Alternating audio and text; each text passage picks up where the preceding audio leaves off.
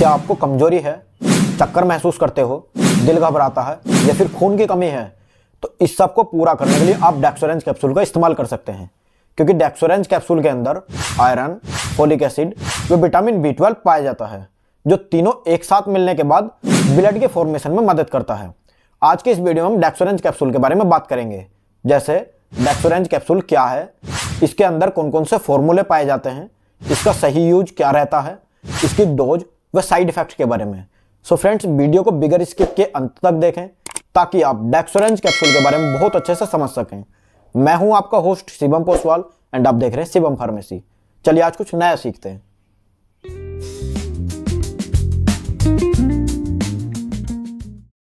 Dexorange एक Hamitic दवा है जिसका उपयोग मुख्य रूप से आयरन की कमी को पूरा करने के लिए या फिर एनीमिया में किया जाता है। इस कैप्सूल के अंदर 3 अलग अलग प्रकार के फॉर्मूले पाए जाते हैं। पहला आयरन, दूसरा फोलिक एसिड और तीसरा विटामिन B12। ये तीनों एक साथ मिलने के बाद एक नए ब्लड के फॉर्मेशन में काफी मदद करते हैं। इस कैप्सूल का इस्तेमाल आयरन की कमी को पूरा करने के लिए, फोलिक एसिड की कमी को पूरा करने के लिए और विटामिन B12 की कमी को पूरा करने के लिए लिया जाता है। जैसे कि किसी को चक्कर आते हैं, कमजोरी महसूस करता है, थकावट रहती है, तो उस समय पर भी इस कैप्सूल का इस्तेमाल कराया जाता है। अगर किसी के शरीर में आयरन की कमी है या फिर खून की कमी है, जो एनीमिया की कंडीशन होती है, तो उस समय भी इस कैप्सूल का इस्तेमाल कराया जाता है। अगर कोई प्रेग्नेंट महिला है, उसमें खून की कमी है, तो खून को पूरा करने के लिए भी इस कैप्सूल का इस्तेमाल कराया जाता है। अगर कोई महिला अपने बच्चे को दूध पिला रही है, तो उस समय पर जो आयरन की कमी हो जाती है, उसको भी पूरा करने के लिए इस कैप्सूल का इस्तेमाल कराया जाता है। अगर किसी की सर्जरी हुई है, सर्जरी के समय पर जो आयरन की कमी हो जाती है और खून की कमी हो जाती है, उसको भी पूरा करने के लिए इस कैप्सूल का इस्तेमाल कराया जाता है। अब इस कैप्सूल की डोज के बारे में बात करें तो डॉक्टर द्वारा 2 अलग अलग डोज में इसको डिवाइड किया गया है। अगर किसी में खून की बहुत ज्यादा कमी है तो दिन में 2 बार सुबह और शाम दूध या फिर गर्म पानी के साथ लेने की सलाह दी जाती है। अगर किसी में एवरेज वॉल्यूम रहता है तो दिन में 1 बार, खाना खाने के 1 घंटे बाद दिन में 1 बार लेने की सलाह दी जाती है।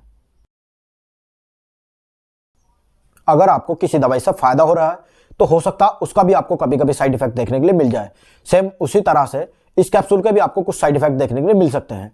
जैसे कि अगर आप इस कैप्सूल का इस्तेमाल करते हो तो आपको कब्ज की शिकायत हो सकती है, पेट में भारीपन हो सकता है, नोजिया की शिकायत हो सकती है, उल्टी जैसा महसूस कर सकते हो, आपकी जीभ का रंग काला हो सकता है या फिर आपके जो स्टूल का रंग है वो भी काला हो सकता है।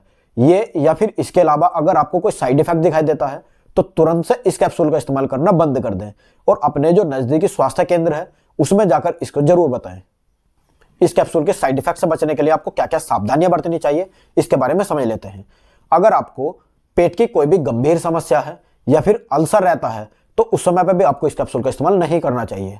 अगर आपके शरीर में आयरन की मात्रा ज्यादा है या फिर खून ओवर हो रहा है तो उस समय पर भी आपको इस कैप्सूल का इस्तेमाल नहीं करना चाहिए। अगर आपको एंटा एसिड दवाई खा रहे हो या फिर किसी और प्रकार की कोई दवाई खा रहे हो तो उस समय पर भी आपको इस कैप्सूल का इस्तेमाल नहीं करना चाहिए। अगर आपको आयरन, फोलिक एसिड या फिर विटामिन B12 जैसी दवाई से रिएक्शन होता है तो उस समय पे भी आपको इस कैप्सूल का इस्तेमाल नहीं करना चाहिए। ये सारी जानकारी थी डेक्सोरेंज कैप्सूल के बारे में। ये जानकारी आपको कैसी लगी कमेंट सेक्शन में जरूर बताएं। अगर आप हमारे चैनल पर नए आए हैं तो चैनल को सब्सक्राइब कर बेल आइकन प्रेस कर लें, जिससे कि इसी तरह की और जानकारी आपको अच्छी अच्छी मिलती रहे।